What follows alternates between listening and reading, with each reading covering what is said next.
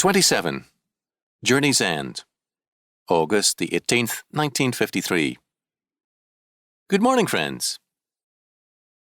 A good many people have come into Santa Cruz this summer seeking rest and peace after a hot and hard journey. A traveller especially appreciates rest and quiet lodgings after a tiring road.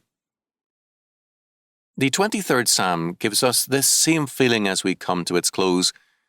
We are led by the Good Shepherd through the difficult places, through the very valley of the shadow of death. The divine host spreads a table before us in the presence of our enemies and anoints us as heirs of eternity.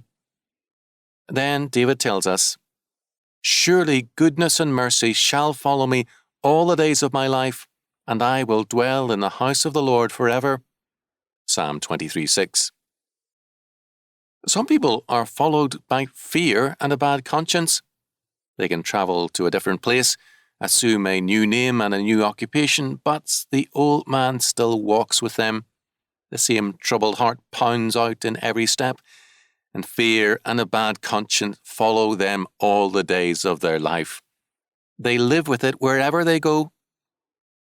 But we who follow the divine shepherd have a different experience. The evil in our lives does not follow us. It is forgiven and it is blotted out by the Redeemer. Instead, only goodness and mercy travel with us and, at the journey's end, become our everlasting companions.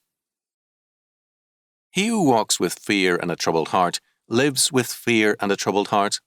They follow him through life and all eternity, but he who walks with the Lord lives with the Lord forever.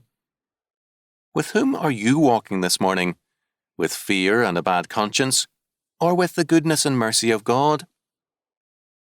The time span of our walk, and its name in David's song, is not the years, but the days of our life. We measure our life by the years and date ourselves accordingly.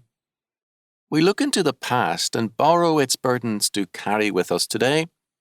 We look ahead into the troubles of tomorrow and seize them ahead of time to make sure that we miss no grief. We live in yesterday and tomorrow. Let their problems crowd out the only life we have today. Our Lord said, "Take therefore no thought for the morrow shall take thought for the things of itself. Sufficient unto the day is the evil thereof." Matthew 6:34. Life is not made up of years, but of days. This day is your life and mine.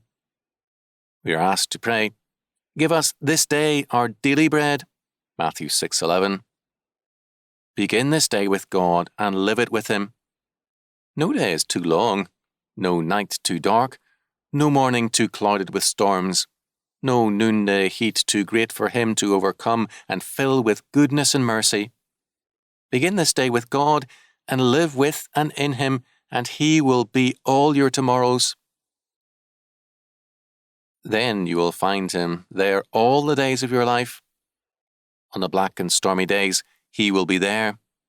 On the bright and radiant days, He will be there. He says to us, "I will be with thee whithersoever thou goest.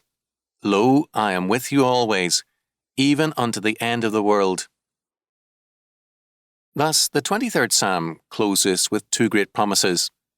If we walk with God, we have the blessedness of contentment on the road and contentment eternally in His home. Goodness and mercy walk with us on the road, and the end thereof is peace. If there is anything this world lacks, it is exactly this: peace.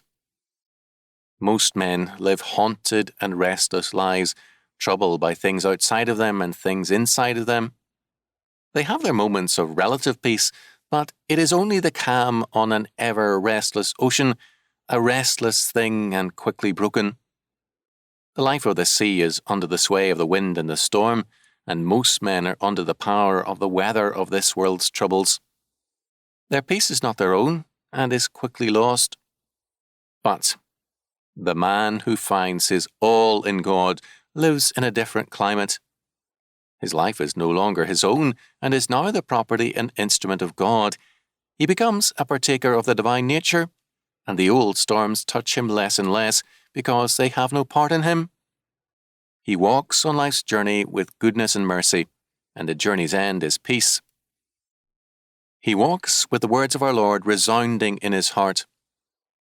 Peace I leave with you, my peace I give unto you. Not as the world gives, give I unto you. Let not your heart be troubled, neither let it be afraid. John 14:27.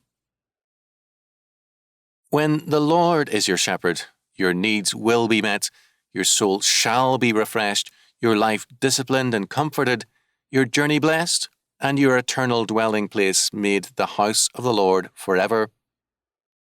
The Lord is my shepherd, I shall not want. Psalm 23:1.